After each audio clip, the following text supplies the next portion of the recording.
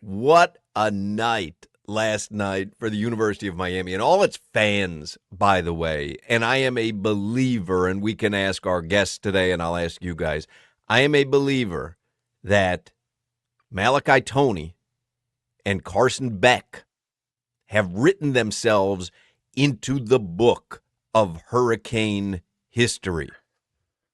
Carson Beck did it on that one drive. He needed a legacy drive. He did it. I was saying earlier today to some friends, there should have been someone, Dan Radakovich, standing in the corner of the end zone with one of those big cardboard checks that said $4 million NIL money because he earned it on that 1 3-minute drive. That earned every penny that they gave Carson Beck. He should have been there to present the check the way that when you hit a big jackpot in a slot machine, somebody comes out of the woodwork with a big cardboard check.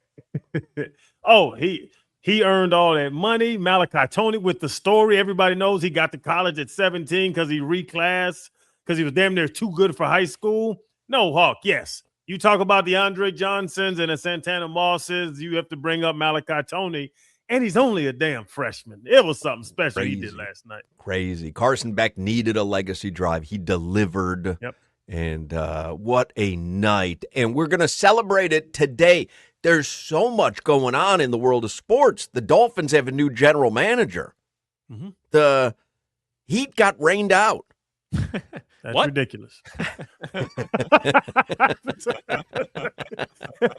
This is my favorite part. There's a few things going on the chat right now. People are saying, where the hell are you? You look like you're at a Motel 6. You are indeed at a Motel 6, aren't you? Yeah. And it's so funny. Can y'all see? Somebody checked on the thread. Crowder's car is parked right outside his door. Watch this. This is the sign of a cheap motel. That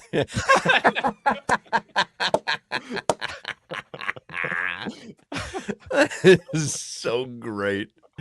You are, I mean, that is as rinky dink. That's a motel that the air conditioner is so loud you can't sleep. The noise next to you in some room doesn't sound like it's legal. The covers and the pillows were like damp when I got here. This is the funniest thing. I don't know why this is so funny to me. The remote control has a sticker that says remote. People don't know what this is when they see it. Hey, you got one of those remote brand remotes? It says remote on the remote. This was one of them strong $79.99s a night. Somebody says Crowder's towel got a chain on it. There's some exposed nails in here, but we're gonna be safe during the show. I can't believe you have Wi-Fi in there. Like that's crazy in itself, right? Yeah, you're connected. You look better than ever, and you're in the worst motel possible. And the password is days in one. It's crazy. It works though. What a this is amazing to me. On one of the greatest nights in South Florida sports history, no joke. Last night was just emotion-inducing for all of us who've lived so long waiting for this kind of return. And you got all the feels last night, and you did get the drama. I mean, they were just bum-rushing that team for a half. Like, you felt like they were 40 points in the lead, yet it comes down to the end. You got, I think there were 4 lead changes in the fourth quarter, right? Yeah, like 4. It was crazy. It delivered on every emotional sports level. You thought at one point you're running away with it. Then you start to question, why aren't we running away with it? I'm going crazy that they're not running the ball on those final 3 minutes, that they're only passing, but it worked. Like, I'm telling you, all the emotions are going on in one of the greatest sports nights in South Florida history in the last 20 years. And while that's going on, this is almost like Stranger Things, the upside down. While that's going on, in the upside down, Solana is hosting a 3-hour talk show with Tommy Tighe on 560 AM about their memories of the Big Three.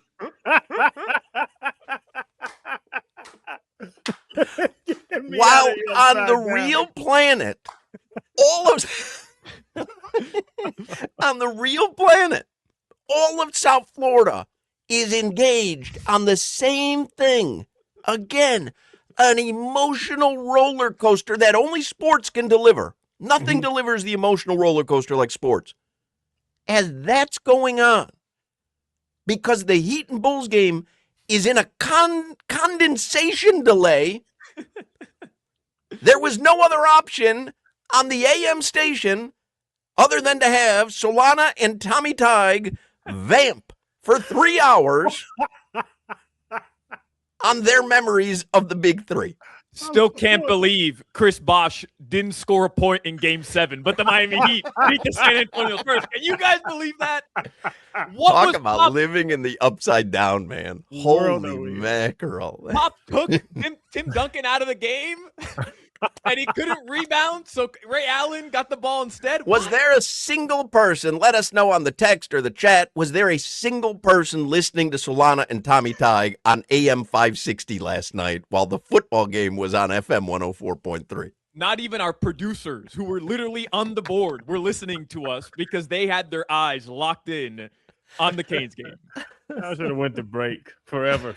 I mean, why not just flip over to the football broadcast? Say, you know what? We'll keep an eye on what goes on here at the United Center. Let's all listen to Joe Zagacki and Don Bailey Jr. We're in the network, so you can't just. We don't have. They don't. The Heat don't have the right. Ah, the hell with the network. You got a football game to watch. One of the best football games I've seen in years. I'm not exaggerating. That fourth quarter was crazy. Was unbelievable. Yes. Oh, my God. I couldn't get the vision of Solana and Tommy Tig because they weren't even in the radio studio because that's being used by the 104.3 football broadcast. So they're in a cramped production studio and, like, makes your hotel room look like you're at the Ritz-Carlton where they did a 2-hour, 3-hour talk show on Heat memories while that game was going on. Thigh to thigh. That's the name of Solana and Tommy Tig's new talk show, Thigh to Thigh. Spotify, YouTube, check it out everywhere. Yeah, that one's on Spotify. All right, let's do headlines. We have a loaded potato. Twan Russell played linebacker for the Canes and the Dolphins. He's going to join us today. Alex Dono is going to join us today, Locked On Canes. And Gino Torretta, who is in the air right now, flying back from Arizona. He's going to join us today as well. A lot of people are going to ask, where's John Michaels? If you remember, John Michaels told us last week he's got a Atlanta Braves fantasy camp that he's at, that he was roped into. He'll be on with us next week. He went through all the feels last night. I've been in contact with him. He's fine. He wasn't fine in the fourth quarter. There were several times he was not fine, but he's fine. He'll join us next week. So we have a lot to get to. Let's do a quick look at the headlines brought to you by Doral Kia. You always pay less with your Pricito at Doral Kia. Visit them at Doral Kia or DoralKia.com. Hawk, you said the amount of lead changes in that game. Not only that, Carson Beck scored the second latest go-ahead touchdown in regulation in college football playoff history, 18 seconds to go. Wow. And when you're saying at the start of the show, for Canes fans, the feels, that view of Carson Beck running into the end zone, he's flexing because he knows he's made it, and all you see is a sea of Canes fans that are literally jumping out of their chairs. Iconic. I mean, it was so great. You saw that entire side open up, and you're like, I'm getting chills talking about it, but I remember how I felt. Like, you saw the entire side open up, and it was like, run, run, Forrest, run. Yes. It was, everything happened that was supposed to happen, that was designed to happen, which is crazy. Mark Fletcher goes crazy, and he carried the team. You bring in Carson Beck. I question him. I don't know who all question him. I question him. He wins the damn game for you in the fourth quarter, hands down, third down conversions, and that run. Your defense steps up, chokes him out, and then a great other quarterback in Trinidad Chambliss, who is very impressive. He starts playing ball, and now you're evening it out, but you're holding the field goals. There's doinks. There's field goals missed, field goals made. It's what a semifinal is supposed to be. Yes. They play again. I couldn't tell you the Canes win that game again. It's going to come down to how much time they have left. It delivered. Chambliss looked better than I thought he was going to look again. It took him a while to get ramped up. Was Fletcher hurt by the end? Because I didn't even see him in that final drive. He was sick before the game. I know he was very sick, but I think they went with Brown to move the chains at the very end. But he balled yesterday. Oh, my God. He is a monster. 22 for 133 with the flu is how I'm going to paint it. Mm-hmm. But I saw this too because they had 4 drives over 13 plays per drive. They had the ball 41 minutes of 60. That is crazy. Even think about that. If you give Trinidad Chambliss 2 more minutes, they go score that end of that last touchdown. The way he was balling at the end there, yep. So you held them to 19 total minutes to have of offense, and you win by 4. It was just it was Mario Cristobal football. That's what I'm impressed by Mario Cristobal. And you were talking about they're not running enough. When they got down inside the 15 and he handed the ball off to Brown and they went and got 8 yards, it was almost like an arrogant thing of we can still run the ball down your throat. I don't care how much time left on the clock. I was totally impressed by that. They knew in that second half there was no chance Ole Miss could stop them from getting 5-6 yards whenever they wanted it. I literally felt like they didn't need to throw a pass the entire game. I feel like they could have racked up first down after first down if they ran 4 times every possession. They took their soul. Yeah. They took Ole Miss's front 7 soul. They didn't take that Chambliss' soul, but that front 7 didn't want no Moss. They didn't want any more Canes grabbing their ass for the rest of the night. Most lopsided game in terms of time of possession in college football playoff history. They were saying, Chris Fowler was saying at the end, he goes, that Ole Miss defense has been out here for 137,000 plays. That's crazy. How many times have you seen a defense have to defend 137,000 plays? Did you see number 51 on Carson Beck's touchdown run? He gave up. He was done. He fell down and just sat there. Yeah, he was done. He was done. He's like, I can't do this anymore. Yeah, I've been out here at 137,000 plays.